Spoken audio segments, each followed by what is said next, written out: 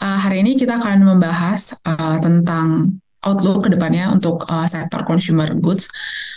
Oke, saya share screen dulu ya.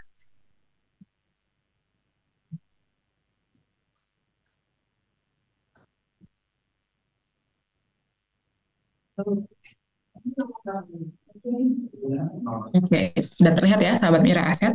Nah, untuk kedepannya, sektor consumer goods ini cukup positif ya, masih outlook-nya baik dari sisi raw materials ataupun ada event kedepannya yang cukup menguntungkan untuk sektor consumer goods. Kita lanjut ke next slide. Nah, selama first half 2023 kita bisa melihat bahwa sebenarnya harga soft commodity seperti gandum, CPO ataupun milk powder itu cukup menurun gitu ya atau normalize secara year on year basis. Tapi di sini kita juga bisa lihat ada salah satu soft commodity yang memang porsinya juga cukup besar yaitu gula gitu ya yang naik sekitar 16% secara year on year gitu. Nah, di sini kita lihat bahwa secara year to date maksud saya. Nah, di sini kita lihat bahwa sebagian besar memang masih normalizing dan ini cukup baik outlook-nya terutama untuk sektor consumer khususnya untuk perusahaan dalam grup Indofood. Nah, di sini kita bisa lihat bahwa ketika first half remain stable, kita bisa lihat bahwa margin dari perusahaan-perusahaan consumer juga cukup membaik atau pulih dari periode sebelumnya. Nah, kami memproyeksikan bahwa gross marginnya juga cukup meningkat gitu ya dibandingkan tahun sebelumnya yaitu tahun 2022 dan the rest of this year gitu kita melihat bahwa input cost-nya sudah disecure oleh perusahaan consumer goods 3 sampai 4 bulan ke depan dan kita bisa melihat juga bahwa selama second half nanti perusahaan consumer goods juga masih tetap memaintain input cost yang ada baik harga dan juga bisa berpeluang untuk meningkatkan sales volume-nya ketika kita tahu bahwa inflasi juga sudah cukup terjaga dan consumer confidence juga meningkat gitu secara year on year. Nah, di sini sahabat Miraset bisa lihat harga wheat dan harga CPO yang rata-ratanya untuk harga wheat ranging di 600 sampai 800 USD per basel dan juga kalau untuk CPO di area 4.000 gitu. Nah, di sini karena sudah cukup membaik gitu ya, bahkan untuk CPO trennya masih sideways dan masih cenderung konsolidasi di area tersebut saja, di area 4.000 MIR per ton. Nah, di situ kita lihat bahwa kedepannya masih akan berlangsung sama karena belum ada satu isu yang cukup signifikan untuk membuat pergerakan harga untuk naik gitu ya secara signifikan. Nah, di samping itu kita juga melihat bahwa adanya favorable macro economic backdrop yang cukup bagus gitu untuk perusahaan consumer goods seperti inflasi yang relatif terjaga gitu ya di angka 3,52%, di mana sebelumnya masih 4% dan cenderung turun untuk inflasi dan juga RSI juga masih cukup terjaga meskipun nanti di bulan Juni mungkin agak sedikit berbeda atau agak sedikit flat. Kenapa? Karena pembelian barang-barang retail gitu ya, itu ada shifting gitu karena adanya perbedaan bulan di Lebaran.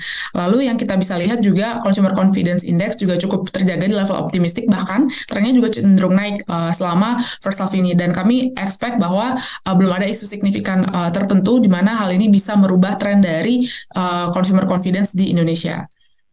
Lalu ketika kita melihat tentang US dollar gitu ya, US dollar sebenarnya remain weaker gitu atau downtrend secara trennya, tapi mengingat adanya ya global economy uncertainty dan juga banyaknya negara-negara yang cenderung slow down dalam hal pertumbuhan GDP-nya. Di sini kami melihat mungkin dalam untuk short term USD IDR bisa sedikit menguat, tapi itu tidak masalah karena at the end trennya masih berada dalam rentang 15.000. Kalau kita sih expect-nya di 14.800-an gitu untuk year end-nya. Nah, di sini menguntungkan perusahaan consumer goods kenapa? Karena bisa cost savings gitu ya dalam hal raw materials prices-nya. Nah, lalu kalau kita lihat lagi dari event apa sih yang sebenarnya akan datang di kemudian hari, ya kita melihat bahwa adanya sales growth yang cukup bisa bertumbuh gitu ya sepanjang momentum pemilu. Tapi hal ini tidak sebanding dengan peningkatan yang signifikan di UNVR. Jadi UNVR tidak terlalu signifikan meskipun ya cukup positif gitu selama election.